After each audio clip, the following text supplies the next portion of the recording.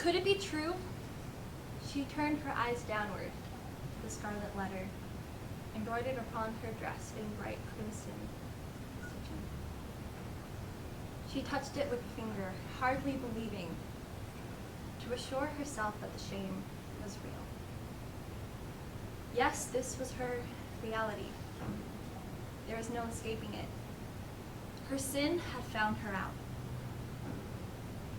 These lines are adapted from Nathaniel Hawthorne's novel, The Scarlet Letter.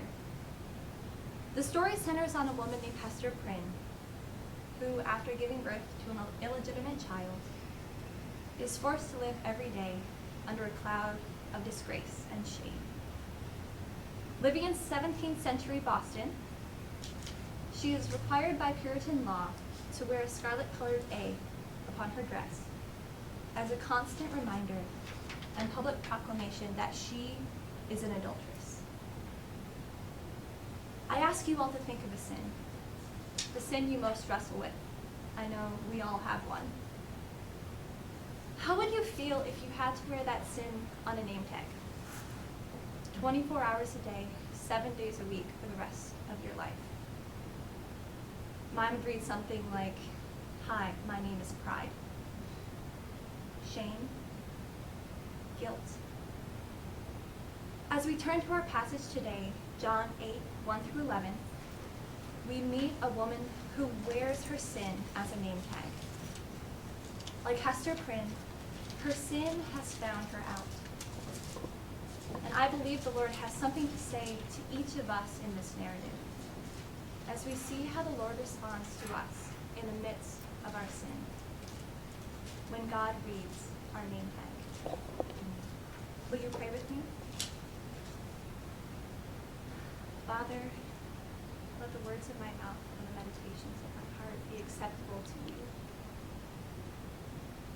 I ask that you calm my nerves and remove me entirely from the equation, granting me clarity to proclaim the truths of your word. God our Father, creator of all things, true source of life and wisdom, may you receive all honor, all praise, and all glory. Amen. Now notice first of all in our text, God's response in verses 1 through 4. God sees us in the midst of our sin. At dawn, he appeared again in the temple courts, where all the people had gathered around him, and he sat down to teach them. I want you to imagine this scene. The entire courtyard is surely full of people, illustrated by them bringing a woman into their mix. This happens in the common courtyard. So there are people, Jew, Gentile, tax collector, peasant. They're all pushing and shoving to see Jesus, the teacher, the man who had overturned the tables in the very temple but days before. It is here that the teacher of the law and the Pharisees brought in a woman caught in adultery. They made her stand before the group and said to Jesus, "Teacher, this woman was found in the act of adultery." Can you picture this woman as she's pushed in front of the crowd, and her crime is publicly and loudly announced? Her head is down, her cheeks flushed with embarrassment, and her eyes blurred with tears of anger and disgust. She has been pulled from being in bed with a man and dragged naked through the streets to the temple. One moment she had experienced the rush of sinful pleasure. The next she finds herself weakened by the nauseous feeling of being exposed. She is completely bare, completely vulnerable, completely humiliated. She has nowhere to hide. Now we can be prone to distance ourselves from the character of the adulterous woman because most of us won't experience this type of public humiliation or shame.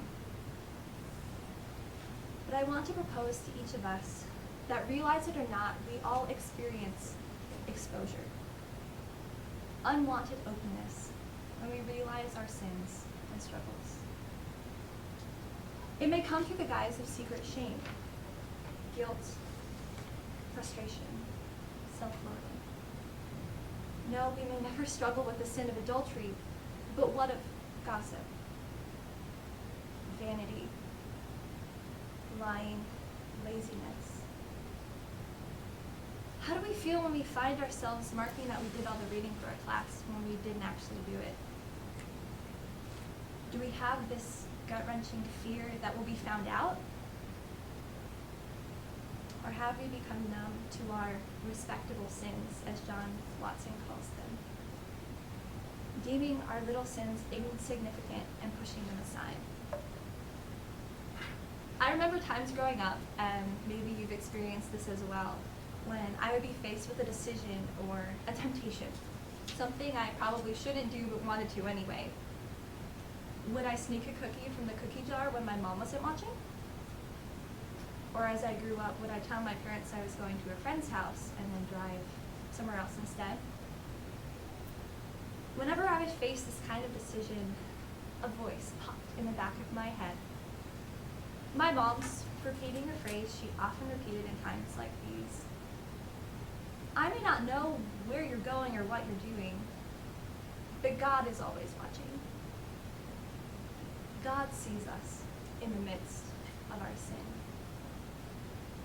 But do we, when we struggle day after day in our sin, have this conscience that nags us in the back of our head saying God is always watching? Like he's peering over our shoulder waiting for us to mess up? Or is God a God who in the midst of our sin looks at us, who sees us and says, my daughter, I see you. You are not alone. The woman in this passage is nameless. Even now in sermons and studies, she is known as the adulterous woman. Her identity is in her sin. This is her name tag. But there is a second truth we see illustrated in this story. The text not only shows how God sees us in the midst of our sin, but in verses 4 through 9, God frees us while others judge our sin. Verse 4. They made her stand before the group and said to Jesus, Teacher, this woman was caught in the act of adultery. In the law, Moses commanded us stone these women. Now what do you say? They were using this question as a trap in order to have a basis for accusing him. It's interesting that these men didn't bring Christ a liar, a drunkard, an idolater, a thief. They brought him an adulteress because they felt like her sin was unusually despicable. Today's equivalent would be a man caught in the act of murder with the blood still caked on his hands. These men were bent on judging and condemning this woman to death for her crime. But notice Jesus' response. Whereas the Pharisees and scribes brought this woman to the front of the crowd and proclaimed her guilty, Jesus bends down and says nothing. Verse 6 says, he bent down and started to write in the ground with his hand. Now, John doesn't document what Jesus wrote, and scholars can only speculate as speculate they do what this action actually meant. Some say Christ is demonstrating his authority as a teacher in writing part of the Torah in the sand, but whatever his purpose, it bothers the religious leaders. They expected judgment. They expect a response. They keep questioning, and he straightens up and says, let he who is without sin cast the first stone. Now, Jesus is making an incredibly pointed statement here. He's looking at the religious leaders and saying, like this woman, you have committed an injustice against the law. In Jewish law, if a man or a woman were found in the act of adultery, both the adulterer and the adulteress should be stoned. So this leads us to a question of, where's the man? Why is she alone? Jesus turns the tables on the religious leaders because the Jewish law also stated that if you were to give false witness against a crime that resulted in stoning and you were found out, the questioned party would go free and you would be stoned in their place. At this, those who heard this began to go away one at a time, the elder ones first. They have no words to say in their defense, so they leave the temple like puppies with their tails between their legs. Jesus has set the woman free from judgment. Little did the religious leaders know that bringing this sin-wrecked woman to Christ, they were actually doing her a favor. Those whose lives are branded by the shameful marks of sin will only find the freedom and grace they need when they find themselves in the presence of Jesus. How beautifully this is illustrated by the words of Carolyn Winfrey Gillette. For freedom Christ has set us free. What joy is ours to claim. No more enslaved humanity finds life in Jesus' name. We try, O Lord, to be justified through all the works we do. Yet you redeem us, saying, child, it's Christ who makes you new. God has seen this woman in the midst of her sin and has set her free from judgment. But he also redeems her despite her sin, as we see in verses 9 through 11. Only Jesus was left, with the woman still standing there. Here she stands, the courtyard empty. Note that she could have vanished with the crowd, for the law states that if there were no witnesses for her crime, she could not be proven guilty. And yet she's still standing. This is a deliberate action. Naked and exposed, she chose to stand before the only one with the authority to condemn her. Jesus straightened up and asked her, "Woman, where are they? Has no one condemned you?" "No one, Lord," are her words, the only words she utters in the entire text. She has no words to say in her defense. She's already been humbled and humiliated. She knows full well what she did wrong, and yet she calls him Lord.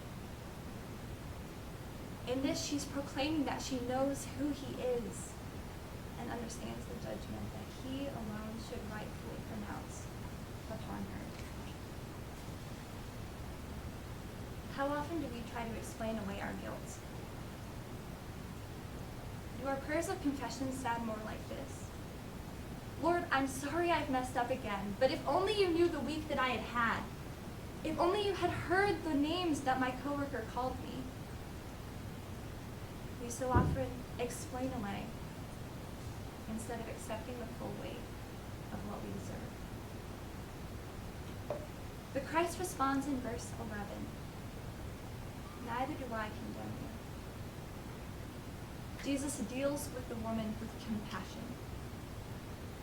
Where the religious men had judged her and considered her as good as dead, Jesus sees someone worthy of his love and his compassion. The Lord redeems us despite our sin. Like the woman, we begin to see that redemption is not something we have earned or can achieve,